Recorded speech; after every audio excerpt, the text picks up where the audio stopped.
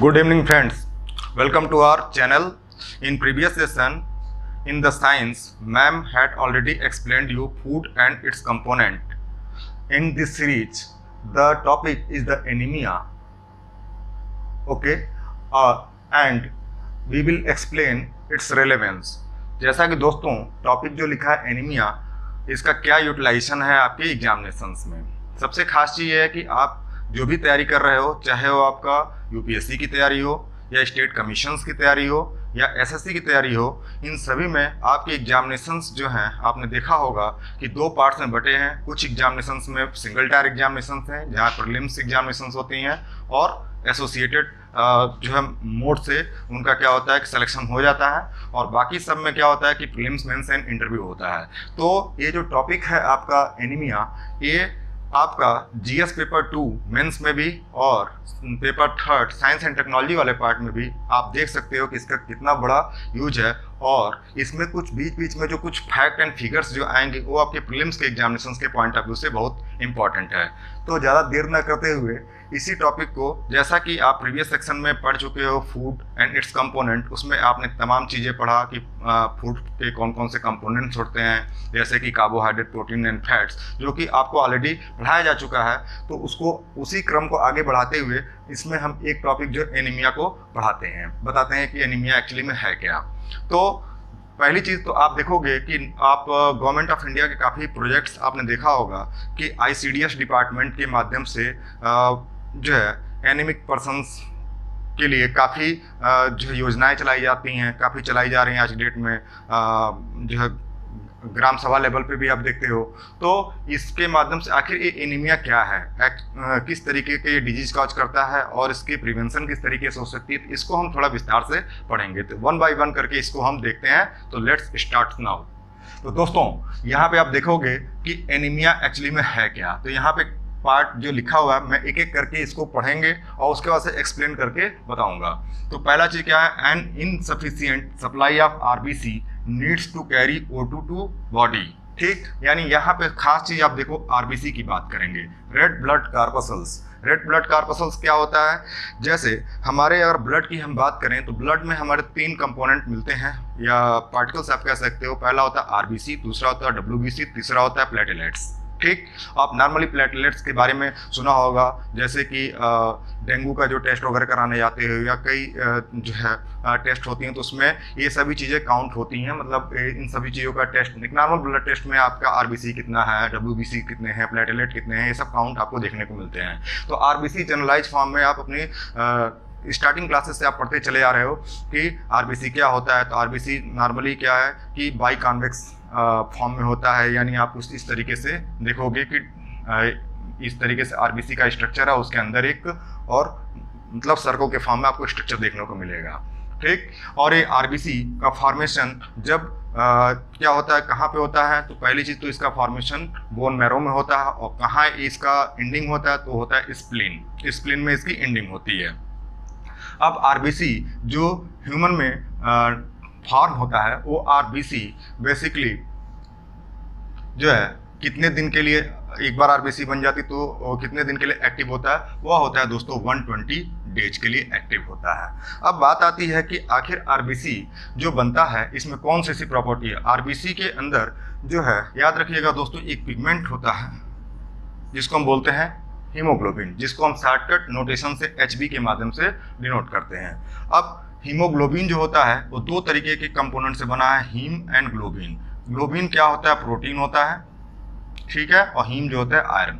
ठीक, आप इसको समझ सकते हो इन सब चीज़ों को। तो याद रखिएगा कि इसमें बोला है कि an insufficient supply of RBC needed to carry O2 to body, यानी कहने का मतलब कि एनीमिक पर्सन में आरबीसी का फॉर्मेशन बहुत कम मात्रा में होता है। ठीक, और ऐसे एनीमिक पर्सन होते कौन है तो उसको हम आगे देखते हैं। या और एक और चीज़ इसमें होता है कि जो नॉर्मल जो आरबीसी जो इसमें जो बन रही होती है, जिसकी मात्रा कम बन रही होती है, उसकी प्रॉपर बाइंडिंग नहीं हो पाती है ऑक्सीजन से। क्यों? क्योंकि जब हम हीमोग्लोबिन से ऑक्सीजन की बाइंडिंग होती है तो वो क्या बनाता है, ऑक्सी हीमोग्लोबिन बनाता है। तो इस तरीके से आप देखोगे कि जब आरबीसी का फॉर्मेशन ही कम होगा और उसकी ऑक्सीजन से बॉन्डिंग कम होगी तो वो कंडीशन क्या कहलाएगा, एनीमिक कंडीशन कहलाएगा।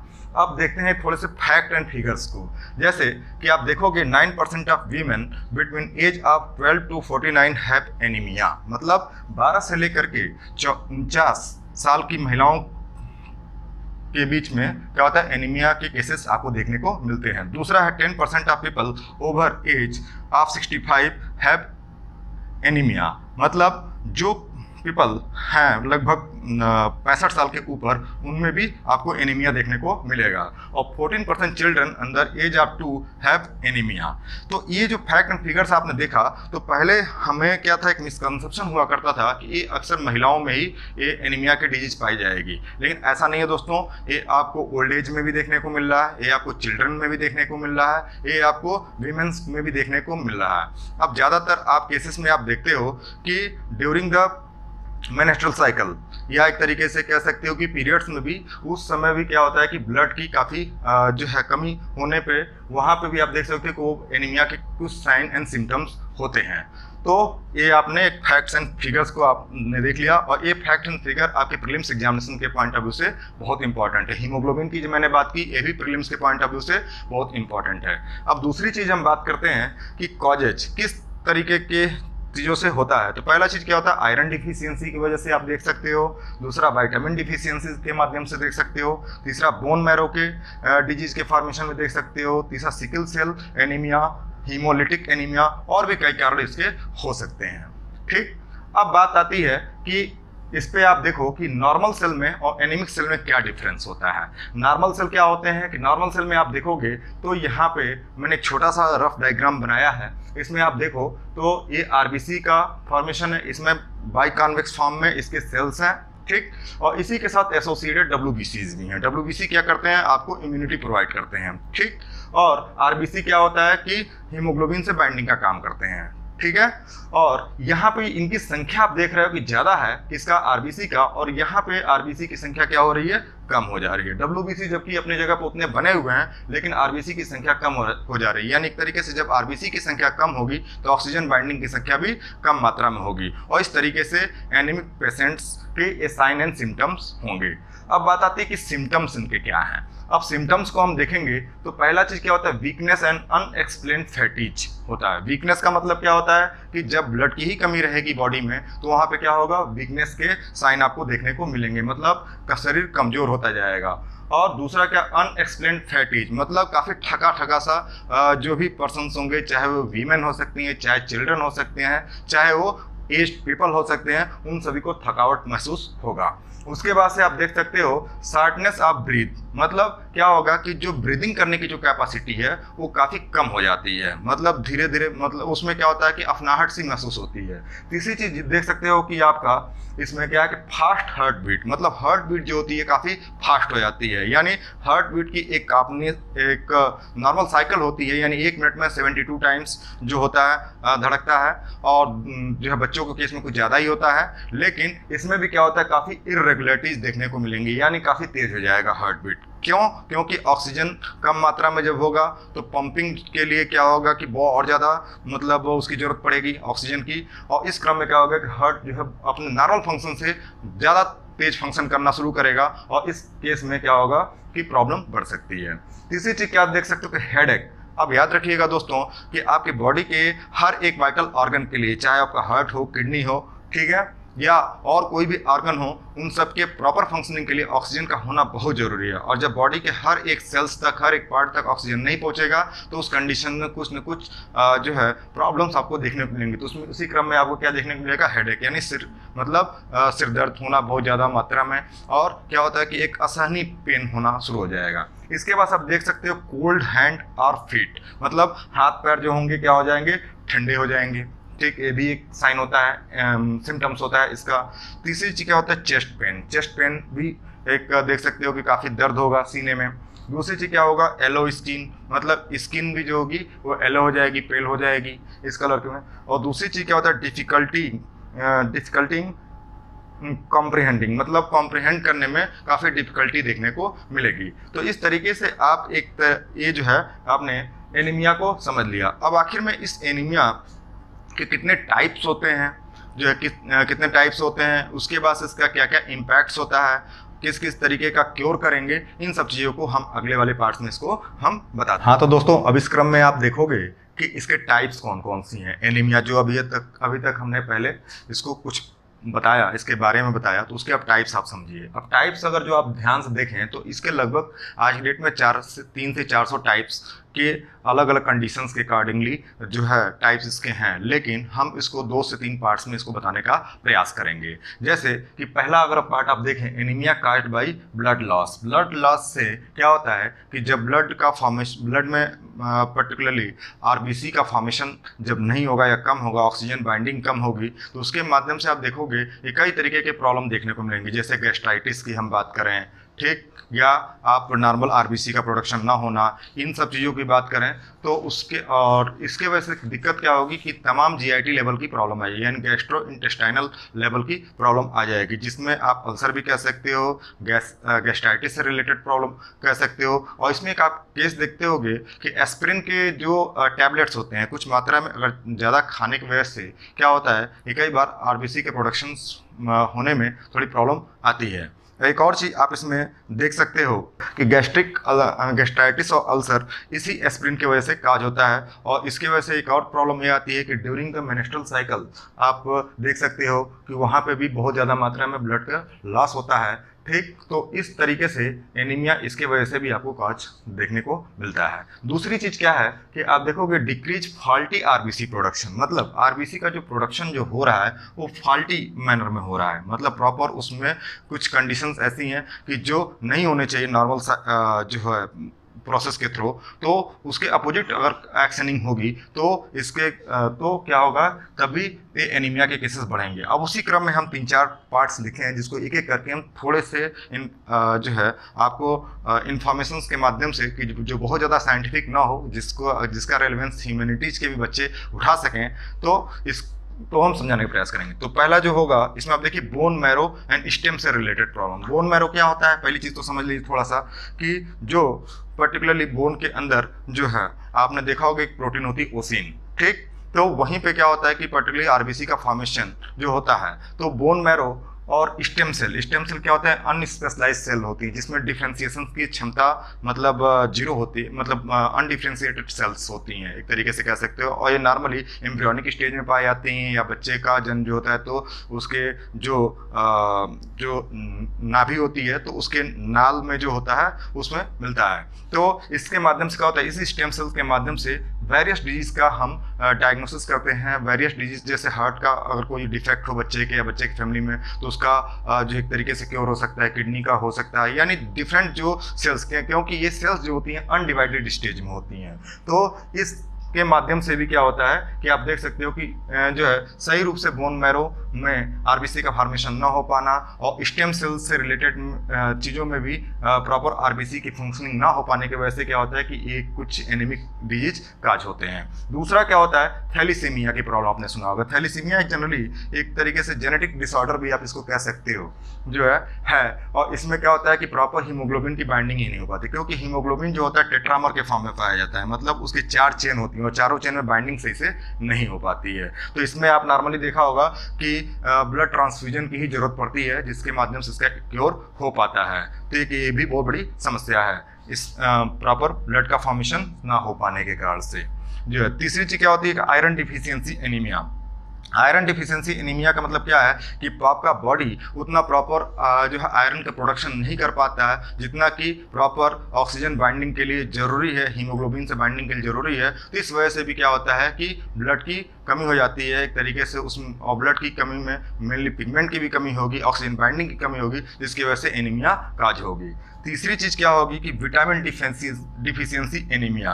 विटामिन डिफिशियंसी एनीमिया में आपने एक नाम यहाँ देखा है, B12 की बात करें। B12 का अगर जो हम बात करें दोस्तों, तो B12 एक ऐसा विटामिन है जिसमें मेन पिगमेंट जो होता है साइनोकोबालामिन होता है, ठीक। अब आप देखोगे कि जो है यहाँ पे B12 की कमी हो जाए, फोलेट की कमी हो जाए। फोलेट भी क्या है, एक तरीके का जो है कंपोनेंट है जिसको जो ब्लड फॉर्मेशन में बहुत ज़्यादा मदद करता है। और इन्हीं की कमी के होने की वजह से, जैसे आप बात करोगे कि ओवर कुक जो फूड होते हैं या एक तरीके से वेजिटेबल को बहुत ज़्यादा ओवर कुकिंग कर दी जाए तो फोलेट की मात्रा जो होती है बहुत ज़्यादा नष्ट हो जाती है। तो इसकी वजह से भी क्या होता है कि आप विटामिन डिफिशियंसी रिलेटेड एनीमिया आपको देखने को मिलता है। इन सब पैरामीटर्स को मैं बहुत साइड में बताने का प्रयास कर रहा हूँ ताकि आप अपने इन्हीं बस टर्म्स के आधार पर ही आपके क्वेश्चंस बनते हैं और इन्हीं टर्म्स के आधार पर ही आपको अपने मेंस में भी आंसर लिखने, बहुत ज़्यादा आपको रिसर्च की जरूरत नहीं है इसमें, क्योंकि कोर बायोलॉजी में आपको नहीं जाना है।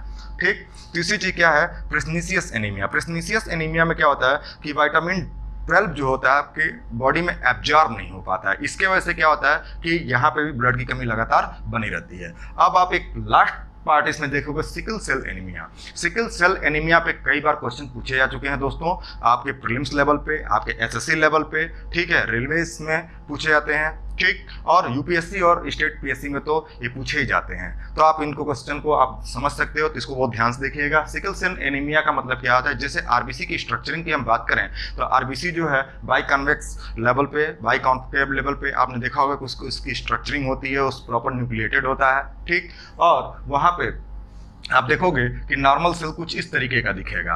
अब इस सेल में आप देखोगे कि ब्लड वेसल्स के बीच में आरबीसी आसानी से ट्रेवल कर रहा होगा, ठीक, लेकिन जब आप पर्टिकुलरली एनीमिया इस फॉर्म में देखोगे, सिकल सेल के फॉर्म में, तो कुछ इस तरीके का हो जाएगा, यानी हंसिए के आकार का इस तरीके का हो जाएगा। हंसिया कैसा होता है, जैसा कि आप साउथ के फिल्मों में देखा होगा कि वो लोग एक वेपन्स लेके चलते हैं, कुछ इस तरीके का वेपन्स लेके चलते हैं, कुछ इस तरीके का देखा ही होगा, तो उसी से आप कोरिलेट कर सकते हो। तो सिकल सेल यानी आपने देखा होगा कि इसका जो पर्टिकुलर वॉल्यूम है उसमें क्या होता है कि श्रिंकिंग आती है और कुछ इस तरीके का रूप ले लेता है। तो इन दोनों में आखिर में डिफरेंस क्या है, यहाँ पे देखोगे कि प्रॉपर ऑक्सीजन बाइंडिंग, मतलब हीमोग्लोबिन से ऑक्सीजन की जो बाइंडिंग होगी बहुत तेजी से होगी और पूरी सेल की फंक्शनिंग होगी, हर एक वाइटल ऑर्गन तक ये जो है हीमोग्लोबिन पर्टिकुलर हीमोग्लोबिन का जो है एक तरीके से ऑक्सीजन पहुँचेगा और प्रॉपर जो है रिलीफ प्रोवाइड करेगा। लेकिन यहाँ पे क्या होगा, सिकल सेल एनीमिया में क्या होगा कि यहाँ पे ऑक्सीजन बाइंडिंग की जो कैपेसिटी जो होती है वो हीमोग्लोबिन से ऑक्सीजन की जो बाइंडिंग कैपेसिटी जो होती है वो कम हो जाती है। क्यों? क्योंकि इसके सिकल सेल के नेचर के कारण, यानी इसके हंसियाकार रूप के कारण। तो इसके वजह से क्या है, अब ये आपको देखने को मिलेगा कि ये जो डिजीज है सिकल सेल एनीमिया, ये क्या करता है कि ये इस तरीके से प्रॉपर बाइंडिंग नहीं हो पाती है। तो अब आप देखोगे कि ये आखिर होता कैसे है, किस तरीके से होता है, तो इसके लिए बहुत ज़्यादा बायोलॉजी में नहीं जाऊँगा। एक तरीके का जेनेटिक डिसऑर्डर है और इसमें क्या है कि अगर जो इसके हम थोड़ा सा एग्जांपल बताएं कि ग्लूटामिन और वैलिन दो आपके अमाइनो एसिड्स होती हैं, इन्हीं के एक्सचेंज की वजह से क्या होता है कि ये जो है सिकल सेल एनीमिया का फॉर्मेशन होता है और ये तरीके से ब्लड लॉस को मेंटेन करते हैं, ब्लड लॉस लगातार बनाए रखते हैं। ठीक, अब बात कर लेते हैं, हमने लगभग काफ़ी तरीके के एनीमिया के टाइप्स के बारे में बताया, उसके स्ट्रक्चरिंग के बारे में बताया, उसके इंट्रोडक्टरी पार्ट को बताया। अब इस क्रम में बात करते हैं कि ट्रीटमेंट इसका कैसे करोगे आप। अब ट्रीटमेंट जो है इसका करने के लिए काफ़ी जो है मेथड्स हैं, एक एक करके हम बताते हैं। पहला जो है डाइट। दोस्तों ये बहुत इंपॉर्टेंट पार्ट है डाइट। डाइट का मतलब क्या होता है कि आपको अपने भोजन में प्रॉपर आयरन रिलेटेड जो है चीज़ों को, जो है विटामिन रिलेटेड चीज़ों को जो है मिनरल्स रिलेटेड चीज़ों को आपको शामिल करना होगा। और इसके माध्यम से आपने देखा होगा कि एक डिपार्टमेंट होता है ICDS, इंटीग्रेटेड चाइल्ड डेवलपमेंट, ठीक है। तो वो क्या करता है कि हर जिले में ये व्यवस्था करता है कि जितने भी प्रेग्नेंट एंड लैक्टेटिंग लेडीज हों, एडोलसेंट गर्ल हों, उन सभी को क्या होता है कि आयरन फोलिक के जो ट्रीटमेंट जो दी जाती है, आयरन फोलिक की जो गोलियां होती हैं वो दी जाती हैं, ठीक है। और प्रॉपर जो है अदर तरीके के जो मिनरल रिलेटेड जो सप्लीमेंट्स होते हैं वो दिए जाते हैं। साथ साथ में सप्लीमेंट्स की बात करें, सप्लीमेंट्स कुछ इस तरीके का जो है प्रोडक्ट्स प्रोवाइड किए जाते हैं जिसके माध्यम से क्या हो कि प्रॉपर बॉडी में जो है आरबीसी का फॉर्मेशन हो, जिससे कि ब्लड लॉस की कमी से बचा जा सके। तीसरी चीज़ क्या होती है कि मेडिकेशन तमाम इसके दवाएं भी उपलब्ध हैं जिसके माध्यम से आरबीसी की प्रोडक्शन को बढ़ाया जा सके। तीसरी चीज़ क्या है इसमें कि आप देखोगे कि कई बार ऐसे केसेस हो जाते हैं कि इन सभी मेथड्स को यूज करने के बावजूद भी जो है एनीमिया सही नहीं हो पाता है, तो वहाँ पे दो मेथड्स यूज किए जाते हैं। वो होता है ब्लड ट्रांसफ्यूजन का मेथड। तो इसको कई मामलों में आप देखोगे कि जैसे थैलीसीमिया की बात करें तो वहाँ पर ब्लड ट्रांसफ्यूजन के माध्यम से ही इलाज हो पाता है। क्यों? क्योंकि एक तरीके से वो जो है जेनेटिक डिजीज के भी रूप में आप इसको देख सकते हो। तीसरी चीज बोन मैरो ट्रांसप्लांटेशन, कई बार तो ऐसा केसेस होता है कि बोन मैरो ही ट्रांसप्लांट कर दी जाती है, ठीक। तो इसके माध्यम से भी क्या होता है, ताकि प्रॉपर मात्रा में जो है ये आरबीसी का प्रोडक्शन हो सके।